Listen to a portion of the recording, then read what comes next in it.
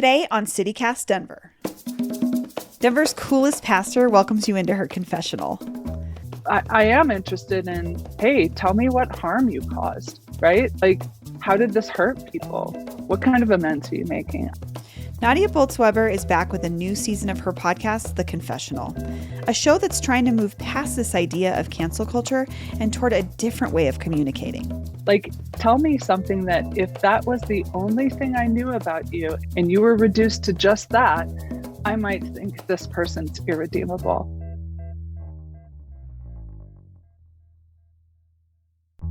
Today is Wednesday, April 28th, 2021. I'm Bree Davies, and this is CityCast Denver.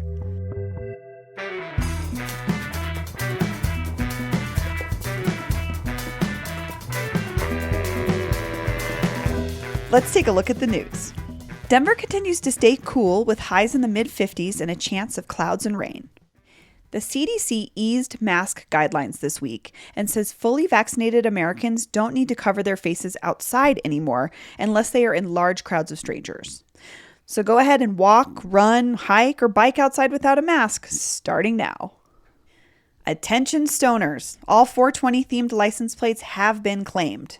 At a recent auction, plates like Is It 420, Bong, and Green sold for thousands of dollars. If you were too high to put in a bid for your favorite plate, don't fret.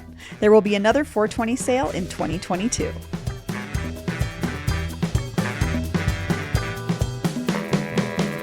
Almost a decade ago, I was writing for Westword, and I got this assignment to cover an event called The Blessing of the Bicycles. It was this strange thing where a local church invited their congregation and the wider bicycle community to bring their bikes to church and receive a blessing. But it wasn't any old church. It was the House for All Sinners and Saints, a place its then pastor Nadia Bolz-Weber described as really Jesus-y while being socially progressive. Nadia has never been your average preacher. First of all, she's a woman. Second, she's tattooed.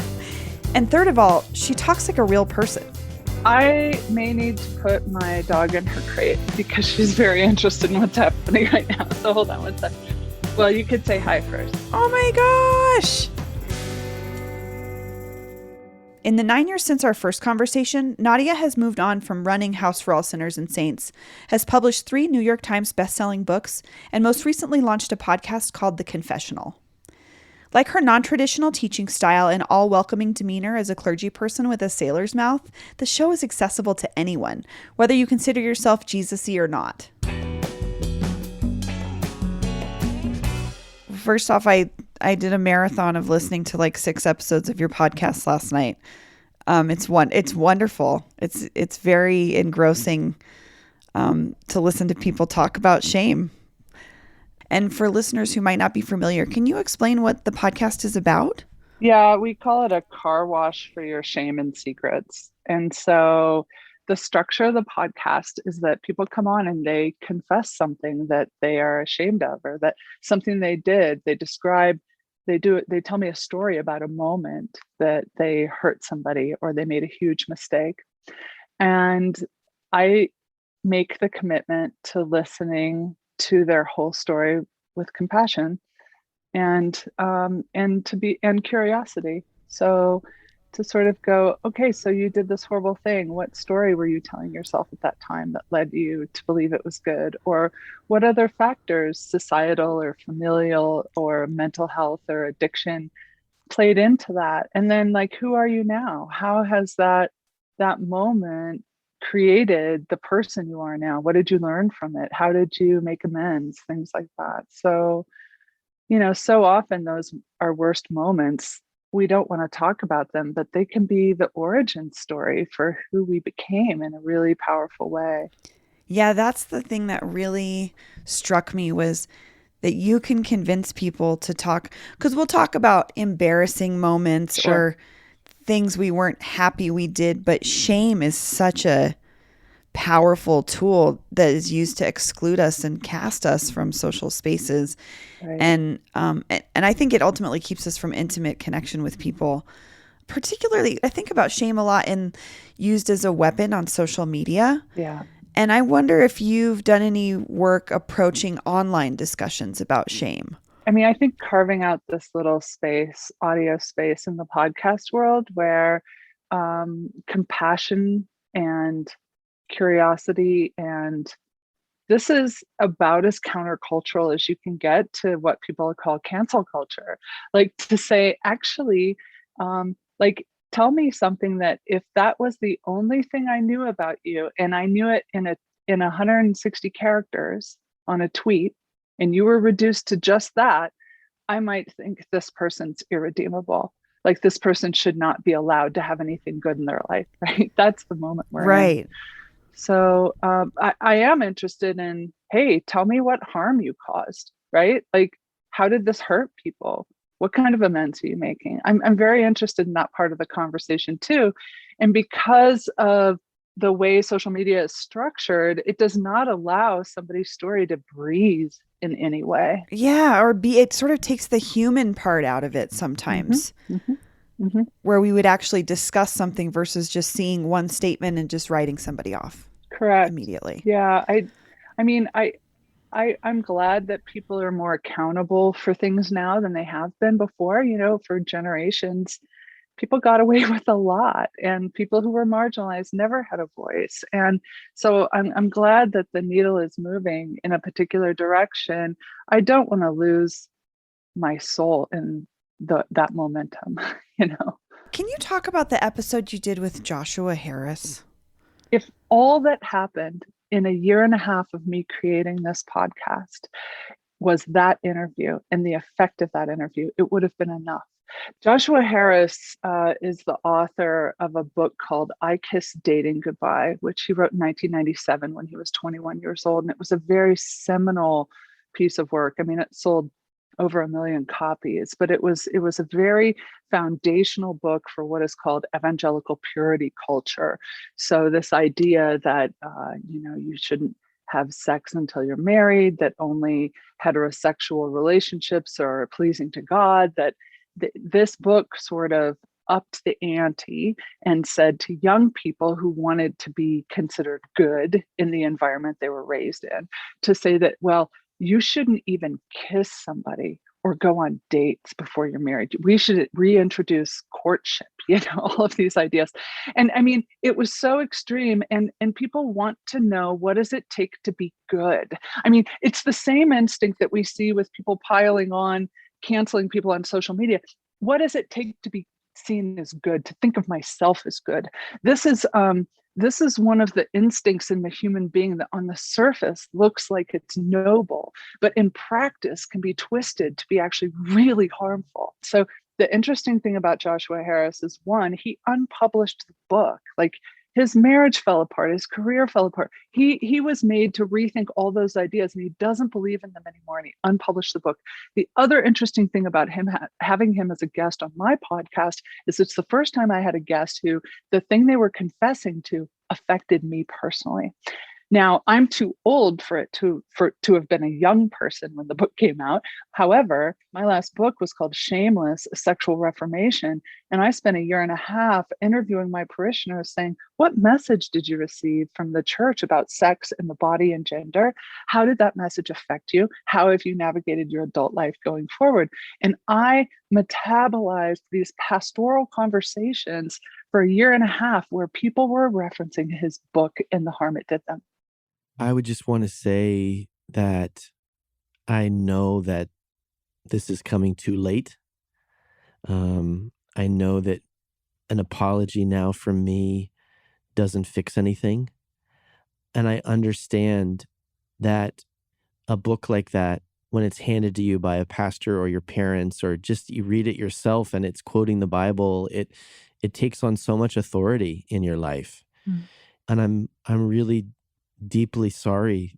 If you go and look, let's say on my Instagram, there's hundreds of comments from people going, I wanted to hate him, and I listened to this and I just started weeping instead. Like, the compassion that it allowed for the listeners to go, he also was a victim of the thing that he was perpetrating. And to have compassion for that, and to have some healing in hearing him rethink his own ideas. So people were like, I wanted to hate this conversation, and instead I found it really healing. Yeah, you got him to come into a space and say, not only was he wrong, but I understand how deeply I hurt people. Totally. And that's something that we don't often do. We want to judge somebody based on one thing we know about them and to reduce them to one thing we know about them. What I did not know about Josh Harris is that he was raised in like a Christian influencer family. He was they had a family brand for Christian homeschooling. And so they had to keep that brand as robust as they possibly could and as relevant to their audience as they possibly could. He was trotted out on stage when he was a kid to talk about how great Christian homeschooling is. I'm unclear what the level of consent is for a child to be brought out on stage to give that kind of message. And so that was his whole life. He was put out in front of people to do that. And he was 21 when he wrote that book, like it just made me go, oh baby, and he struggles too to have sort of sexual flourishing in his own life, to be free from the shame of the teachings that he propelled into the world. You have these conversations in such a thoughtful way. And I wonder what you'd say to someone who wants to emulate or have conversations and meaningful connections like this. Like, how can we do this in our own lives? Oh, I love that question. I think it's that we have to do a lot of our own internal work around our reactions to people, so that if I'm having a reaction to someone, I need to be able to do the sort of grown-up work to go, what's that about? Is that about a fear that I've had my whole life? Is that about the fact that they represent something more fully that is a little bit in me that I don't like? If I don't like it in myself, I'm not going to like it in someone else. How much emotional scapegoating do we participate in? And what I mean by that is that it feels like our drug of choice right now is knowing who we're better than. And so one of the ways that is a mechanism right now is that if I can identify somebody who's worse at something that I'm a little bit bad at, I get to then take all of that icky feeling I have within myself about the fact that maybe I have a tiny bit of xenophobia, let's say, and that doesn't feel good. I have to do something with it. So luckily, I could find somebody like, Trump supporters and go, oh, how dare they be xenophobic? And now I get to take that little bit of icky stuff, put it on them, and we get to collectively cast them out of the village. And then that provides social cohesion for all of the people who agree they're the real problem. And then we also feel like our collective anxiety is reduced by doing this. And there's a theological term for it. It's scapegoating. And we do it in a million ways. And so many of my judgments of other people, I just feel like, like the call is coming from inside the house. So it's really, I think, in part about meeting people where they are without judgment and just trying to listen. Yeah, it sounds so simple, but it's not. I've heard from a couple of guests throughout listening to your podcast that you're the first person, or this is the first time that they've ever told this story, their particular story of shame publicly. Like Maria Hinojosa from NPR. And she was on your show to talk about a story where she unintentionally outed an undocumented immigrant on national television. And she told you she had never told that story before. How do you prepare for a conversation with someone who's going to tell you something they've never told anybody else? Girl, I did not know that she had never told that story. I was sitting there going, what? Like, she tells the whole thing. And she was like, and CNN said I shouldn't talk about it. And I go, and so what did you do? She goes, I didn't talk about it till now. And I'm like, what? So there's no preparing because I didn't know, Yeah. So that was one of my favorite moments, I think. I loved that conversation with Maria. I love how dropped in emotionally she got to the feeling of remorse that she had. It was the real thing. Well, thank you so much for being a guest on our show. We appreciate it. My pleasure. Thanks, Brie. That was Nadia Bolz-Weber on her podcast, The Confessional. And something else you should know about The Confessional. Our producer, Paul Caroli, worked with Nadia on that show before coming over to CityCast. I was just congratulating myself for how mature I am for agreeing to come on this when you stole my producer. That's all for today here on CityCast Denver. If you enjoyed the show, why not take a minute to tell a friend about us, rate the show wherever you get your podcasts, and subscribe to our wonderful morning newsletter. We'll be back tomorrow morning with more news from around the city. Bye!